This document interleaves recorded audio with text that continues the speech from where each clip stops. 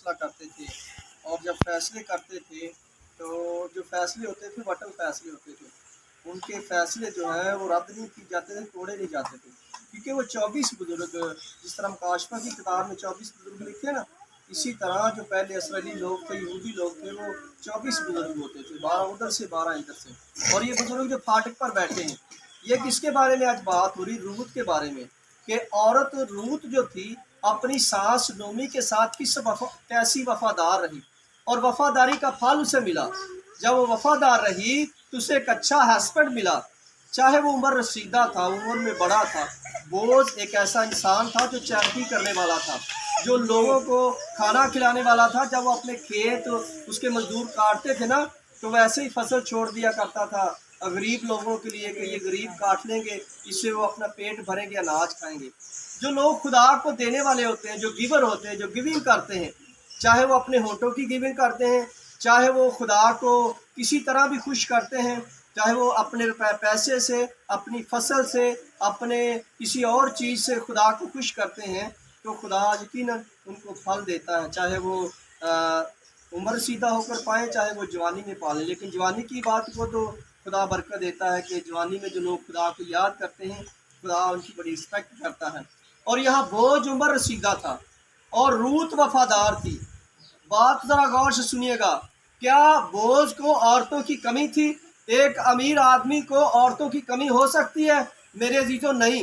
लेकिन यहाँ रूत की किताब ये बयान करती कि बोझ एक अमीर तरीन आदमी था। ये रूत उसके खेत में बालियाँ चुनने के लिए गई, जिसको हम सिट्टे कहते हैं। जब कनक की कटाई होती तो औरतें सिट्टे चुनने के लिए जाती हैं, तो जो जिमीदार होते हैं, जिमीदार लोग वैसे ही चुनने देते हैं, कोई बात नहीं है, गरीब आदमी है, चुनकर वहाँ से पेट भरेंगे। और बोझ भी एक अमीर आदमी था, और उसने जब इस औरत के बारे में जाना, वफादार रही है, इसीलिए उसने देखा कि ये औरत वफादार रही है, तो उसने अपने नौकरों से कहा कि जहाँ से ये चुने इसको चुनने देना, इसको रोकना नहीं है, इसको टोकना नहीं है। और उस रूत से कहा बोझ ने कि तू मेरे साथ नौकरों के साथ खाया पिया कर, और यहाँ से पानी पिया कर, तू अपनी मश्क में पानी लेकर ना आया कर। पहले लोग जो थे उनके पास छोटी छोटी मशकें होती थी पानी के लिए, जिस तरह आज हमारे पास बोतलें होती ना। जब हम किसी जाते हैं इबादत गाह में, तो हमारे पास एक अलहदा बोतल होती है, हम किसी का इंतज़ार नहीं करते कि वो हमें पानी ला कर देगा तो पियेंगे। वैसे ही पहले मशकें होती थी, छोटी छोटी चमड़े की बनी हुई। आप बुजुर्ग लोग जानते हैं कि मशकें होती थी, बड़ी भी होती थी, जो अपने वो पीछे भी लटकाए थे और कुछ आगे भी लटकाते थे। तरह तरह की मशकें होती थी।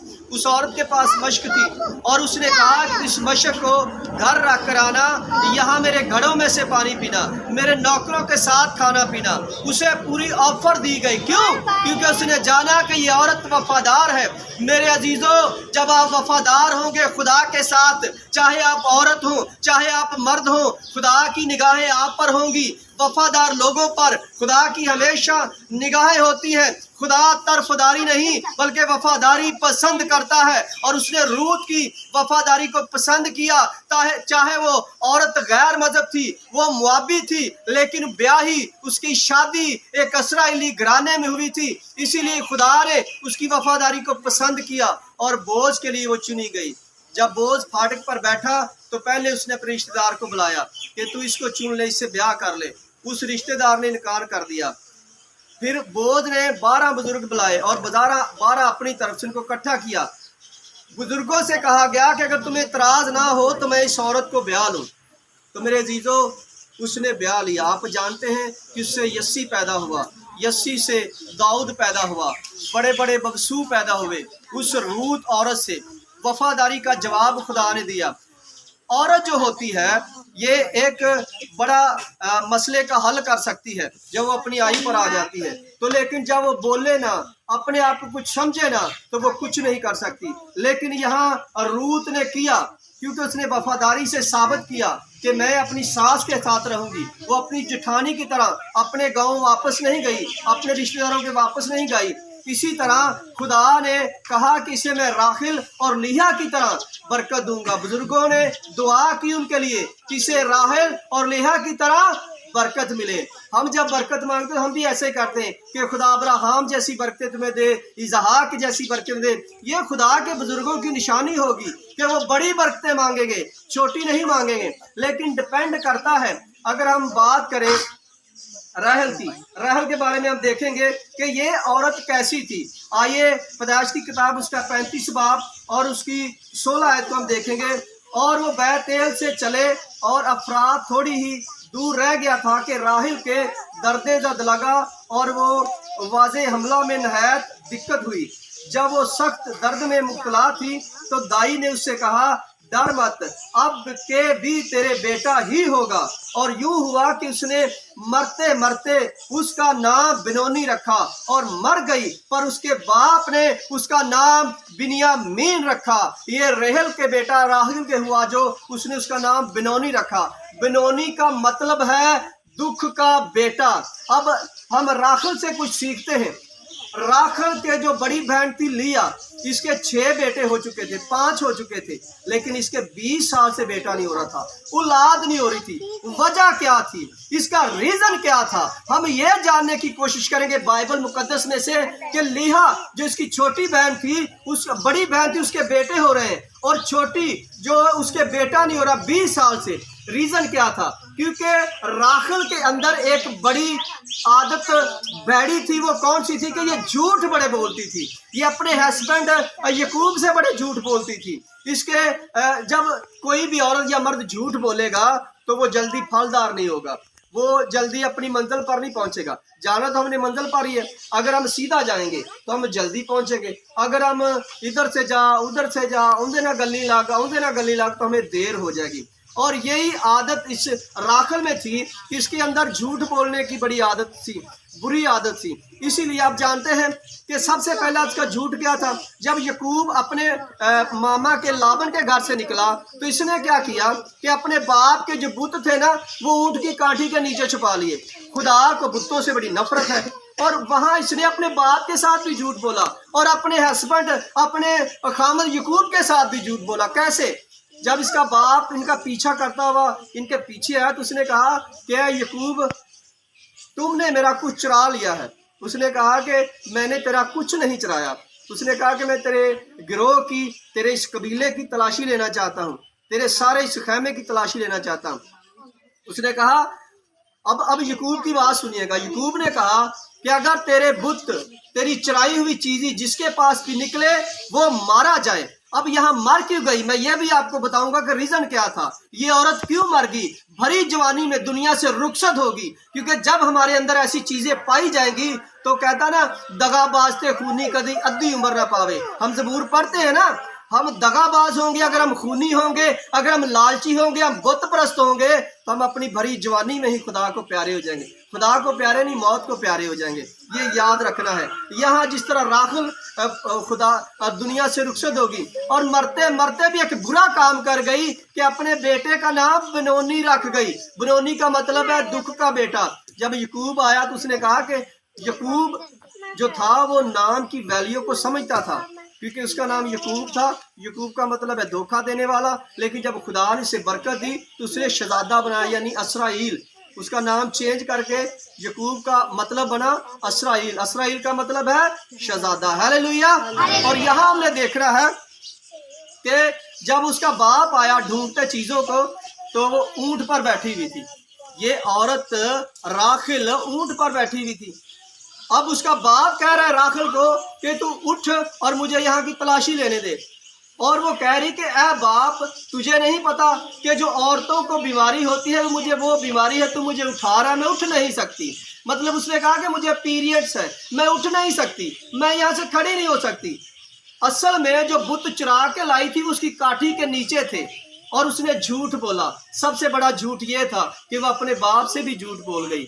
जब उसका बाप वापस गया तो जब उसके हस्बैंड, उसके खावन ने उस बुतों को देखा तो जो यकूब के मुंह से बात निकली थी कि जिसके पास वो बुत निकले वो मारा जाए, इसीलिए मेरे अजीजों वो एक नबी था, वो एक खुदा का प्यारा था। खुदा ने कहा है कि मैं अब्राहम, इसहाक और यकूब का खुदा हूँ। और जिंदा खुदा के ममसू के मुंह से वर्ड निकला हुआ कैसे टल सकता है? इसीलिए एक तो ये वर्ड उसको खा गया, उसकी भरी जवानी में मौत होगी, और दूसरी बात ये कि उसे झूठ बोलने की आदत बहुत थी। इसीलिए जब उसके दूसरा बेटा पैदा हुआ, इसके सिर्फ 2 ही बेटे पैदा हुए थे, पहला यूसुफ और दूसरा बिन्यामीन। और बिन्यामीन का मतलब है दाई तरफ का बेटा, और बिनौनी का मतलब है दुख का बेटा। अब हम इस बात से बहुत कुछ सीखते हैं कि हमारे अंदर, चाहे वो मर्द हो या औरत हो, हमारे अंदर झूठ बोलने की आदत नहीं होनी चाहिए। हमेशा सच्चाई को बयान करें, और सच्चाई को खुदा बड़ा पसंद करता है। आप हो सकता है सच्चाई की वजह से आप अकेले हो, आपके साथ कोई ना हो, क्योंकि झूठ बोलने वालों का बहुत झुंड होता है। क्योंकि अगर एक को झूठ बताओगे तो वो छुपाने के लिए 10 झूठ और बोलेगा। झूठ बोलने वालों का बहुत झुंड होता है, बहुत ग्रुप होते हैं, भीड़ होती है। लेकिन जो सच्चाई पर खड़ा रहता है वो अकेला ही होता है, और वो सादक होता है, उसे सादक बोलते हैं। जब हम सच्चाई पर खड़े रहेंगे तो मेरे अजीजों, आप चाहे अकेले हो या 2 हों, हमारे अंदर ऐसी आदतें नहीं होनी चाहिए। आस्तर रानी क्यों बन गई? अगर हम औरतों की बात करें तो औरतों में से आस्तर जो थी वो कैसे रानी बन गई? आइए हम देखते हैं कलाम मुकद्दस में आस्तर की किताब। जिनके पास बाइबल है वो निकाले आस्तर की किताब। ये आस्तर रानी क्यों बनी? इसके अंदर इतना कॉन्फिडेंस कैसे आया? थोड़े से लोग, मुट्ठी भर लोग इसराइली जो थे आस्तर के दौर में, से ये आस्तर जो थी वो रानी बन गई, बादशाह के महल में पहुंच गई, जिनको कोई जानता नहीं था। इस औरत की पहचान कोई नहीं थी। लेकिन बात ये थी कि इस आस्तर औरत की परवरिश जो थी इसके चाचा ने की थी, और बड़ी डांट कर की थी, और बड़ी अच्छी परवरिश की थी। और जब ये बादशाह के महल में पहुंची तो इसने डिसीजन क्या लिया? जब इस पर सख्त हुक्म चलाया गया कि यहूदियों को मार दिया जाएगा, तो इसने कौन सा डिसीजन लिया? आस्तर के बारे में अब जानेंगे। आइए कलाम मुकद्दस में से आस्तर की किताब 4 बाब और उसकी 16 आयत हम देखेंगे कि जा और सोसन में से जितने यहूदी मौजूद हैं उनको इकट्ठा कर, और तुम मेरे लिए रोज़ा रखो, और 3 दिन रोज़े तक, और 3 रोज़े तक दिन और रात को कुछ ना खाओ ना पियो। मैं भी और मेरी सहेलियां इसी तरह से रोज़ा रखेंगी, और ऐसा ही मैं बादशाह के हजूर जाऊंगी जो आइन के खिलाफ है, और अगर मैं हलाक हुई तो हलाक हुई। जब आप खुदा को अपने अंदर लेकर जाएंगे, ये आइन के खिलाफ था। उस वक़्त के दौर के हिसाब से आस्तर जो थी वो आइन के खिलाफ जा रही थी बादशाह के पास। और क्या हुआ कि उसने कहा कि तुम मेरे लिए रोज़ा रखो। यहूदी कौम रोज़ा रखे, मेरी सहेलियां रोज़ा रखेंगी, जितने यहूदी हैं। ये कह किससे रही है? ये अपने चाचा को मैसेज दे रही है कि मेरे लिए रोज़ा रखो ताकि मैं बादशाह के जाऊं। ये आइन के खिलाफ है, हुकूमत के खिलाफ है, लेकिन मैं अपनी कौम के लिए जद्दोजहद करूंगी। जब अपने लोगों के लिए आप जद्दोजहद करते हैं, अपने कबीलों के लिए, अपने खानदानों के लिए, चाहे वो औरत हो, यहाँ एक औरत इतनी जद्दोजहद कर रही। अगर औरतों ने ये डिसीजन लिए हैं, अगर औरतों ने खुदा के नाम को जाना है, तो आज उनका नाम बाइबल मुकद्दस में मौजूद है। अगर उन्होंने वफादारी दिखाई है तो आज उनका नाम मौजूद है। अगर हम भी खुदा के साथ वफादार रहेंगे तो क्या खुदा हमें अच्छी चीजें ना देगा? देगा मेरे अजीजों। ये सारी बरकतें, ये अच्छी चीजें उसने आपके लिए तो रखी हुई हैं, लेकिन हम कमजोर, हमारे पास जोर नहीं है, कॉन्फिडेंस नहीं है, ईमान नहीं है, मजबूती नहीं है, वफादारी नहीं है। हम अपने रिश्तेदारों की बातों को पसंद करते हैं, हम अपनी फैमिली को ज़्यादा पसंद करते हैं, हम खुदा के कलाम को तो पसंद हरगिज़ नहीं ना करते ना। हम कहते हैं जी खुदा का कलाम तो कहता है झूठ ना बोलो, लेकिन हमें झूठ बोलना पड़ता है। हमारा कारोबार ही ऐसा है, हमारी काम ही ऐसा है। अरे भाई वो काम ही छोड़ दो जिसमें झूठ बोलना पड़ता है, वो काम करो जिसमें सच बोलना पड़ता है। इस दुनिया में रहते हुए आपके पास आर्जी ज़िंदगी है, लेकिन वहाँ मजबूत ज़िंदगी है, पायदार ज़िंदगी है, हमेशा की ज़िंदगी है। उसके लिए हमें यहाँ काम करना है। आज ज़रूरत है कि हम औरत हो या मर्द हो एक ऐसा डिसीजन ले, खुदा के लिए ले, ना कि अपने लिए, अपने कबीलों के लिए। जब हम खुदा के लिए कुछ करते हैं तो खुदा हमारे लिए भी कुछ करता है। अपनी कौम के साथ वफादार रहें, अपने लोगों के साथ, अपने घरानों के साथ, अपने फ्रेंड के साथ आप वफादार रहें। देखिए वफादारी का रंग कैसा होता है। जिस तरह यीशु मसीह के लहू का रंग था, वो वफादारी का रंग था, वो रेड रंग था जिसका आज तक रंग नहीं उतरा। हालेलुया, जोरदार तालियां यीशु मसीह के जलाल के लिए। इसको पहचानने की जरूरत है।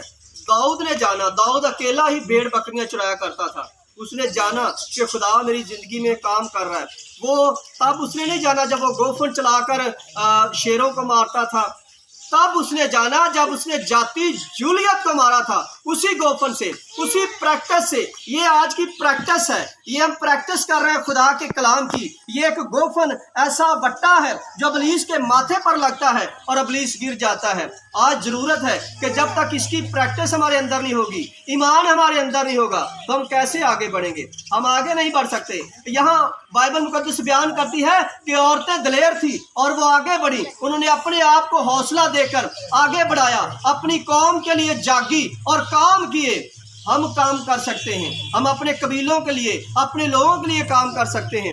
जब हम काम करेंगे तभी तो हमारे कामों के फल जाहिर होंगे। बातों से फल नहीं होते हैं, कामों से फल होते हैं। इसीलिए यीशु मसीह ने कहा कि दरख्त अपने फलों से और इंसान अपने कामों से पहचाना जाएगा। अगर हम अपनी पहचान बनाना चाहते हैं खुदा की नज़रों में कि हमारी वैल्यू हो, सबसे पहले आपकी वैल्यू खुदा की नज़रों में होनी चाहिए और खुदा की वैल्यू आपके अंदर होनी चाहिए। जब आप खुदा की वैल्यू को समझेंगे तो खुदा आपकी वैल्यू को समझेगा। खुदा इस कलाम के वसीला से आप सबको बरकत दे। आपका